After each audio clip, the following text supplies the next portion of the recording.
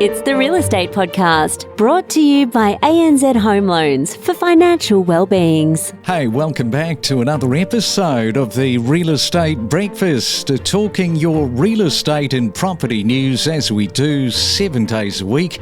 And you can hear us on iHeartRadio, Spotify, Apple Podcasts and Amazon. Wednesday morning, the day after the Melbourne Cup and, of course, the RPA as well. I'll bring you some details regarding that in just a moment.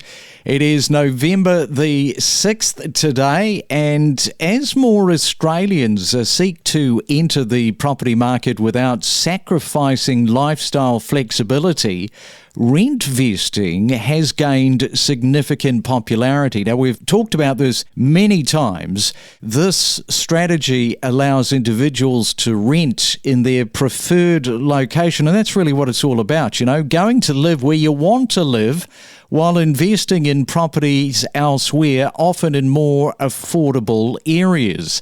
Rentvesting offers the benefit of building wealth through property ownership while enjoying the freedom to live in these desirable locations that might otherwise be out of reach for home ownership. And we'll break this down in just a moment. Christine and Rob in Perth, good morning to you and thank you for your email. You have just bought your first home, a 3-bedroom 70s home there in Perth. Lots of renovations, you say, coming up. And your advice to under 30s is that it can be done. Well done you, and you are living proof of that. Thanks for that email, and if you'd like to email us, our email address is myrealestatepodcast@gmail.com. Rebecca Baddaley is joining us, a mortgage broker from Loan Market in Geelong. That was pretty good advice, wasn't it, Rebecca? Rob and Christine, under 30s, of course it can be done. I definitely agree. I think sometimes people think it's out of reach, but it's funny what you can achieve when you put your mind to it. Yep, it's all in the mind, and we're talking rentvesting. This has become an attractive strategy. So what are you seeing trending in the market at the moment regarding rentvesting? Yeah, so something that's becoming a lot more popular at the moment, and as your intro explained very accurately, it's allowing people flexibility, but also to be able to get into the market if they're not able to potentially buy what they're looking for or want in terms of their lifestyle, then they're able to still get in the market, but maybe just somewhere else. Yeah, and when you're advising your clients on rentvesting, no doubt you are highlighting a few potential drawbacks. Clients might sort of face challenges, I guess, balancing rental income with mortgage repayments, and the property market fluctuations can also affect both their investment value and also their ability to maintain long-term rental affordability. So I guess the capture there is there's a lot that you have to think about. Yes, definitely. Quite a few things.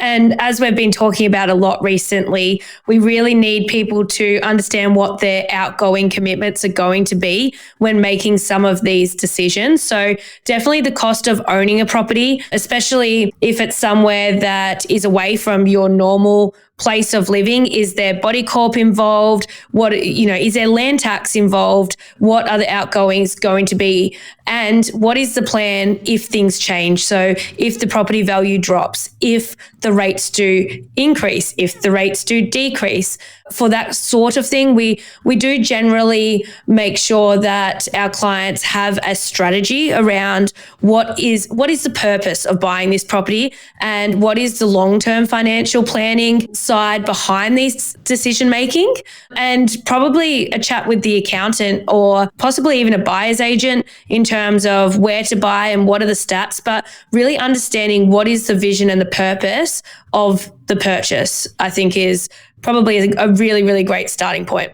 Yeah, and if you have a look and sort of wind it back over the last 12 months, has there been anything sort of different that you've seen from clients in the market over the last 12 months? In other words, has there been more of a push for Rentvesting, or have they sort of eased off? Yeah, I think where there potentially has been a change is that with the rate rises, the properties that people were looking at for owner-occupied purpose were probably a little bit out of reach. So therefore, they've chosen to rent and live the lifestyle that they've wanted to live in the area that suits them, but use that deposit they've saved or the equity in their current homes to invest elsewhere rather than sit on their funds, essentially. So still moving forward, but I do believe that there's been quite an uptake in this based on affordability, serviceability, and that's kind of been derived from the rate rises. We'll actually have a look at that serviceability in just a moment, because one of the things that's going to happen next year, of course, into 2025 with the rate cuts,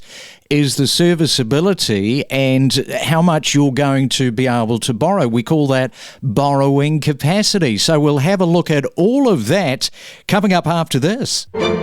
Every morning from 6 a.m, we bring you the latest real estate news with diverse perspectives from leading industry experts. We deliver the most property podcasts across Australia every week. And I mentioned that it was a very busy day yesterday. We had the Melbourne Cup. That was the first thing. Hope you managed to back a winner.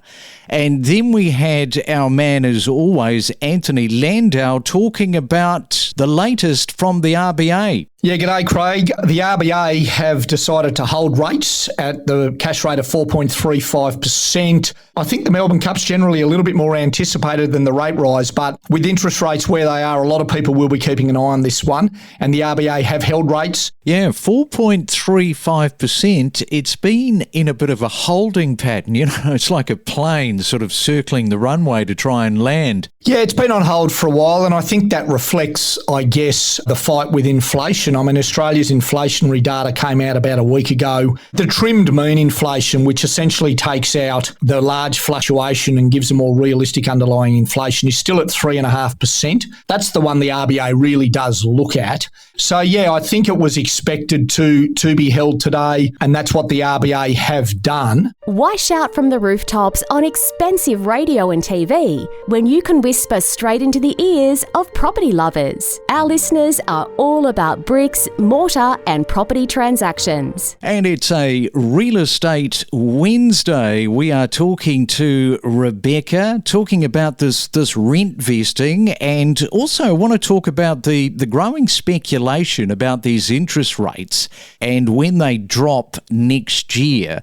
What are you hearing from potential home buyers? Have they become more optimistic with their view, their outlook? Yes, I think a lot of people are becoming a lot more positive about both getting into the market, but also potentially holding the properties that they've got as well, with that hope that those rates are going to drop and change the ability to repay the debts that they have. But a lot of people are coming into the market at the moment. People are wanting to get ready for that February, hopefully, fingers crossed, rate drop start. It's super exciting, to be honest, because it has been quite a negative feel in the market for the last 1 or 2 years. No, definitely has been that, without a doubt. Turning the corner.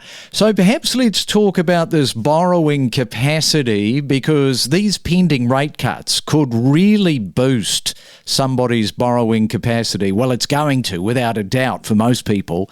And for example, if you have a look at a 50 basis points drop or even a 1 point basis reduction, that is going to impact on a buyer's ability to secure a much larger loan. Now, I know that you've been scrambling this morning, Rebecca, working out what that means and grabbing the calculator. So you've got some of those examples, have you? Yeah, so I looked at even just a couple. So 2 adults on 150 income combined for the household. So say $75,000 each. And as it stands today, people might be looking at being being able to borrow around the 650 mark in terms of their borrowing capacity. If we were to look at dropping that by 50 basis points, we're already looking at $100,000 more. So pushing already to that 750. Now, obviously every lender is going to be different and every circumstance is different, but looking at $100,000, that's a massive change in what someone can look to buy for then. Looking at 100 basis points, like 1% difference, to look at that and go, hey, that's going to mean $200,000 difference in what I can borrow.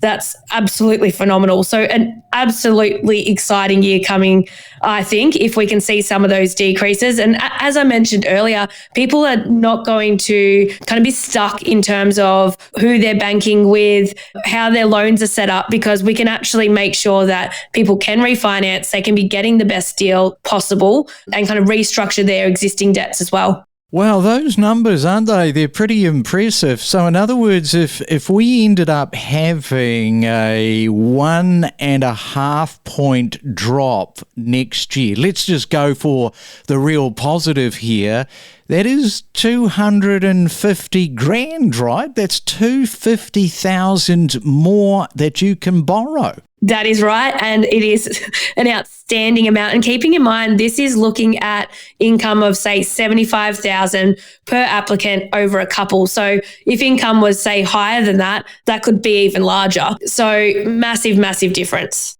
Wow. Okay. Well, we'll wrap it up there. I always like to end on the positive, Rebecca. You have yourself a fantastic day there in Geelong. And once again, thanks for coming on, breaking down some of those numbers for us this morning and also looking at Rentvesting. Great stuff. Thank you very much. I'll speak to you soon.